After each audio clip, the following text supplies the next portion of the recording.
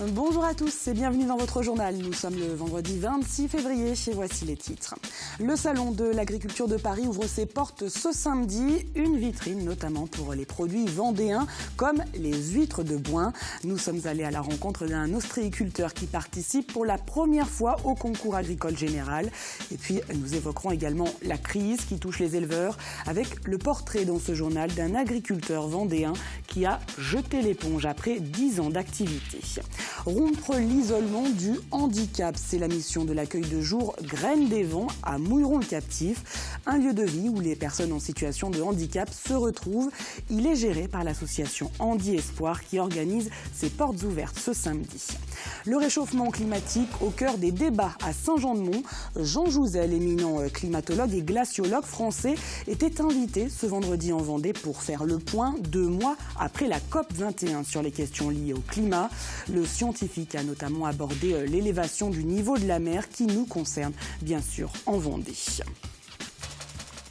François Hollande attendu ce samedi pour l'ouverture du salon de l'agriculture de Paris. Ce rendez-vous incontournable du monde agricole. Vaches, porcs, lapins, la campagne s'invite dans la capitale. Mais il n'y a pas que les animaux qui y participent. À Boin, un ostréiculteur va tenter pour la première fois de se mesurer à ses pairs. Il a envoyé un échantillon de ses huîtres au salon. Le reportage de Pierre Dalicieux. Ça c'est du numéro 3. Donc c'est déjà calibré, c'est des huîtres qu'on a ramenées de la mer on va les remettre en bassin pour conditionner samedi, pour aller vendre au marché dimanche. Et c'est les mêmes huîtres que ce qu'on a envoyé au concours mardi matin. Baptiste Rimbaud va participer pour la première fois au concours général agricole de Paris. Pour se passionner, voir ses huîtres être dégustées lors d'un des plus prestigieux concours du pays, c'est déjà une fierté. Mes huîtres dégustées au salon de l'agriculture à Paris, c'est hyper valorisant pour moi. Ça permet d'atteindre quand même pas mal de personnes, donc c'est très fierté un peu. Ça rend fier. Le grand rush des fêtes de fin d'année est passé. Aujourd'hui, il faut déjà préparer les huîtres qui seront vendues l'année prochaine. C'est des huîtres pour 1 an et demi qu'on va remettre sur les parcs demain matin.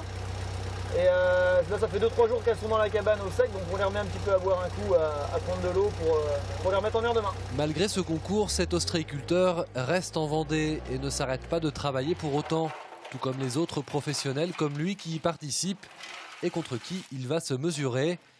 L'objectif, avoir un regard extérieur sur sa production, un regard autre que celui de sa clientèle habituelle. C'est une façon de jauger un peu nos huîtres par rapport aux autres déjà. Parce que, hormis le retour du consommateur, on n'a pas le retour des professionnels. Là, il y aura des professionnels dans le jury qui vont un peu juger nos huîtres. Et du coup, c'est un peu aussi pour se remettre en question s'il y a un souci, s'il y a quelque chose qu'on peut améliorer sur nos huîtres, pourquoi pas quoi. On n'a rien à perdre, on a tout à gagner. Baptiste Rimbaud attend donc les résultats avec impatience. S'il obtient une médaille, cela pourrait lui donner un petit coup de pouce pour ses ventes. Même s'il nous l'affirme, il s'en sort très bien sans. Et l'ouverture du salon de l'agriculture ne s'est jamais annoncée aussi tendue. En pleine crise, certains agriculteurs ont même appelé au boycott de l'événement. Lui ne participera pas en tout cas à cette édition. Jean-Michel Martinet, ancien éleveur de porcs à Chantonnay, a jeté l'éponge après 10 ans d'activité. Baisse du cours des prix, charges trop importantes, les difficultés ont eu raison de sa passion. Reportage signé Samuel Grasset. Ça donne pas envie de revenir, quoi. Cela faisait plusieurs mois qu'il n'était pas revenu. Ce bâtiment fut son quotidien pendant près de 10 ans. Ici, Jean-Michel Martinet élevait 160 truies, une exploitation vide depuis près d'1 an. On a commencé à en vivre et puis à la fin, on n'en vivait plus, quoi. L'investissement personnel, financier et puis psychologique surtout. Pour que dalle aujourd'hui, quoi. La baisse des cours du porc, une productivité moins importante que prévu, des investissements coûteux pour être aux normes. Les finances de Jean-Michel Martinet et de sa femme sont passées dans le rouge jusqu'à la liquidation judiciaire. Des difficultés professionnelles qui ont eu raison également de son couple. Quand il y a eu séparation avec mon ex-femme, je me suis retrouvé quasiment tout seul. Je me suis renfermé surtout. C'est pas que je me suis retrouvé seul, c'est que je me suis renfermé. Et ça a été le pire moment de ma vie, quoi.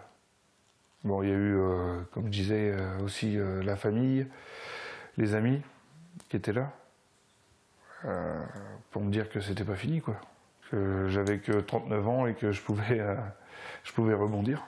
Aujourd'hui, Jean-Michel Martinet a tourné complètement la page de l'agriculture. Depuis le mois d'octobre, il s'est replongé dans les études à 39 ans. Il suit une formation de gestion des petites et moyennes entreprises qu'il a lui-même en partie financée. Je vis au jour le jour. J'ai plus les banques, j'ai plus tout ça. Et aujourd'hui, je vois mieux l'avenir, quoi. Je me dis que j'ai un meilleur avenir. Un nouveau départ donc pour cet ancien éleveur qui, malgré son parcours, continue à encourager les jeunes intéressés par le métier d'agriculteur. Politique à présent, avec tout d'abord ce courrier adressé à Dominique Bussereau, président du département de la Charente-Maritime, par Manuel Valls. Le Premier ministre confirme que l'État participera aux côtés des collectivités au financement des études et des travaux d'un projet alternatif suite à l'abandon de l'A831. Un protocole d'accord entre les différents acteurs du dossier devrait ainsi être conclu d'ici la fin du mois d'avril. Quant au volet ferroviaire, Manuel Valls confirme là aussi le caractère national de la liaison Nantes-Bordeaux et sa volonté d'accélérer les travaux de rénovation sur les 2 voies. Et puis c'est aujourd'hui que les élus régionaux se réunissaient pour le premier débat d'orientation budgétaire du mandat. Un débat sur fond d'un important désaccord autour, je cite, d'une dette cachée selon le nouveau président du Conseil régional, Bruno Retailleau. Cette dette s'élèverait à 1,5 milliard d'euros. Une situation irresponsable selon lui et qui bloque la possibilité d'un pilotage stratégique du budget régional. Fin de citation. De son côté, Christophe Clergeau dénonce un coup politique qui, selon l'ancien premier vice-président, ne sert qu'à détourner l'attention face à des orientations budgétaires vides. Et puis, toujours concernant les Pays de la Loire, une nouvelle manifestation contre le projet d'aéroport de Notre-Dame-des-Landes est annoncée ce samedi. Ce rassemblement se déroulera sous la forme de convois de tracteurs, vélos et piétons. Mais il ne devrait pas perturber la circulation dans le sud de Nantes, la mobilisation étant organisée directement sur le site et aux abords de la ZAD. Ils étaient un peu plus de 300 ce jeudi à se présenter à la salle communale du Bernard pour tenter de décrocher un emploi, notamment dans le futur parc aquatique Auglis, qui ouvrira ses portes cet été. Un grand job dating était organisé avec 250 postes à la clé. Initialement prévu de 9h à 15h30, les organisateurs ont dû prolonger les entretiens jusqu'à 20h. Écoutez Bruno Chauvin, directeur de Auglis Park. Ça va du placier à l'hôtesse d'accueil, à l'hôtesse en boutique, au serveur, au cuisinier, au plongeur et les opérateurs en fait des différentes activités d'Indian Forest. Donc aujourd'hui au job dating, j'ai l'impression quand même qu'on arrive à trouver pas mal de personnes avec les compétences que nous recherchions. 400 mètres de queue, donc une journée qui s'annonce très très bien. Lutter contre l'isolement souvent lié au handicap, c'est l'une des missions de l'association Handi Espoir. Elle organise ses portes ouvertes ce samedi dans les différentes structures qu'elle gère, dont l'accueil de jour Graines des Vents à Mouilleron-le-Captif. Un lieu de vie où les personnes en situation de handicap moteur peuvent venir y passer quelques heures pour rencontrer et échanger avec d'autres visiteurs dans la même situation. Le reportage d'Alix Lanos. Ici, les activités sont variées et aujourd'hui, dans cet accueil de jour pour adultes en situation de handicap moteur, c'est atelier lecture et écriture. Sandrine est atteinte d'une sclérose en plaques. Elle vient ici 2 fois par semaine. Elle y retrouve entre autres Marie-Thérèse ou Pierre, avec qui elle a au fil du temps noué des liens très forts. Le fait d'avoir cet accueil de jour, c'est top, quoi. Mais je suis sûre qu'il y a plein d'endroits où ça n'existe pas. C'est bien dommage. Parce que ça permet de se ressourcer aussi. On a l'impression d'exister. Ici, chacun vient rompre sa solitude, développer des compétences personnelles, mais surtout travailler son autonomie pour continuer à pouvoir vivre à son domicile. Et on va mettre les graines. Le domicile sans l'accueil de jour, c'est impossible pour la grande majorité des personnes qui viennent à l'accueil de jour. Quand les personnes vivent seules à leur domicile en situation de handicap, elles investissent beaucoup d'énergie pour pouvoir s'y maintenir. Et de temps en temps, pouvoir souffler, pouvoir se faire bichonner dans un lieu d'accueil, c'est important. C'est le lieu ressource pour la personne, c'est le lieu de répit pour la famille. Et en ce sens, ça ne participe ça participe totalement, pleinement au maintien à domicile. Depuis sa création il y a plus de 25 ans, l'association Handi Espoir continue de porter les mêmes valeurs de respect, d'entraide et de fraternité. Elle accompagne au quotidien 170 personnes en situation de handicap moteur, à domicile ou dans les différentes structures de l'association. Et si vous souhaitez en savoir plus sur l'association et les différentes structures qu'elle gère, vous pouvez vous rendre sur son site internet qui s'affiche en bas de cet écran. La Vendée compte de nombreux seniors. C'est le 6e département en France qui attire le plus de retraités. Alors depuis 3 ans, un salon leur est dédié à La Roche-sur-Yon. Il a ouvert ses portes ce vendredi et dure jusqu'à samedi. Des ateliers autour de la mémoire y sont notamment organisés et une 50aine d'exposants sont présents pour guider la génération des plus de 50 ans qui aujourd'hui souhaitent rester actifs après une vie consacrée au travail. C'est ce qu'a expliqué Nathalie Barbeau, l'organisatrice du salon, à notre journaliste Sandrine Pelletier. Les visiteurs peuvent trouver tout ce qui concerne leurs mutuelles, leurs assurances, les loisirs, les services à la personne, les entreprises liées à l'habitat. Il faut savoir qu'un senior aujourd'hui, il consomme, il peut consommer et il s'intéresse à beaucoup de choses. Il est actif, on a même des associations qui sont là, qui recrutent des bénévoles, savoir ce que l'on va faire pour sa retraite, pendant sa retraite. C'est un sujet qui les inquiète beaucoup. Les gens étaient en activité, ils veulent rester actifs. Donc sur ce salon, ils vont trouver justement pas mal de contacts pour pouvoir continuer d'être actifs, même seniors, demain. 5 familles vendéennes décorées pour leur rôle de parents. Ce jeudi, le conseil départemental a organisé une cérémonie de remise de médailles de la famille. Créée en 1920, elle honorait à l'époque seulement les mères françaises. Aujourd'hui, elle est aussi ouverte aux pères et à la seule condition, c'est d'avoir eu plus de 4 enfants. La médaille souligne l'importance de la famille. Écoutez. Elle est importante au-delà même du département, elle est importante pour l'État français, pour de nombreuses raisons. Mais la première raison, si on devait en prendre une, elle est importante économiquement, puisque c'est d'abord la famille, c'est sur la famille que repose l'économie, que ce soit l'économie culturelle, que ce soit l'économie du territoire. Ce sont après aussi ces enfants qui vont devenir des adultes et qui vont s'engager. Donc je pense qu'elle est importante, elle est le socle de notre société.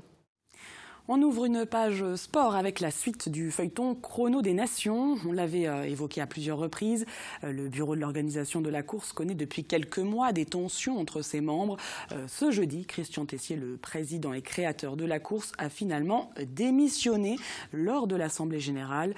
Mais les tensions semblent rester vives. À la fin de cette réunion, aucun participant n'a souhaité répondre à nos questions. Le nouveau président devrait être élu vendredi prochain lors d'une nouvelle assemblée. Comme chaque vendredi, jetons maintenant un coup d'œil sur les rencontres sportives du week-end. Ce samedi, en national, l'équipe de basket de Challans reçoit Bordeaux à 20h à la salle Michel Vrignot. Samedi, toujours en ring hockey national 1, la Vendéenne affronte Ploufragan. C'est à 20h30 à la salle de l'Angelmière. Dimanche, dans le sud-Vendée, le trail 1000D du massif de Mervan attend un peu plus de 240 coureurs pour un parcours de 20 km. Coup d'envoi à 20h. Et puis enfin, autre discipline sportive, le billard. L'Open national de Vendée a commencé ce vendredi et se termine dimanche. Près de 600 licenciés de toute la France s'affrontent aux Atlantes. C'est au Sables-d'Olonne. La montée des eaux, un sujet qui concerne particulièrement la Vendée. Le réchauffement climatique en est en partie responsable et selon certains scientifiques, les océans grimperaient d'au moins 1 mètre d'ici 100 à 200 ans. Jean Jouzel, climatologue et glaciologue français, était en Vendée ce vendredi pour parler des questions liées au climat. Nous l'avons rencontré ce matin à Biotopia, le centre de découverte de la nature à Notre-Dame-de-Mont. Grégoire de Châtillon. Les personnes apprécient. Programme serré pour Jean Jouzel, quelques heures avant sa conférence sur le climat. Une étape vendéenne qui a donc démarré par la visite de Biotopia, le site de sensibilisation à l'environnement situé à Notre-Dame-de-Mont. De montrer comment se forme et évolue la dune. Le scientifique de renommée internationale nous a alors donné son regard sur l'impact du réchauffement climatique chez nous, en Vendée, un département qui possède 250 km de côte. Il pointe naturellement l'élévation du niveau de la mer. Quand on parle d'une élévation du niveau de la mer de 40 à 50 cm, ce qui est possible à la fin du siècle, si on limite le réchauffement climatique, ce sont quand même disons, il faut déjà prendre en compte maintenant cette élévation du niveau de la mer. C'est encore plus risqué si on ne faisait rien pour lutter contre le réchauffement climatique. Ce serait, comme vous l'avez dit, 1 mètre, voire 2 mètres au cours du siècle prochain et plus à échéance du millénaire. Vous le savez peut-être, mais cet hiver 2015-2016 est en passe de devenir l'hiver le plus doux depuis 1900, un signe bien actuel du réchauffement climatique. Bien sûr que ça s'inscrit dans un contexte de réchauffement climatique. On voit dans un contexte de réchauffement climatique que les hivers deviendront de plus en plus doux. Il y aura toujours des hivers, quelques-uns rigoureux, mais de moins en moins souvent.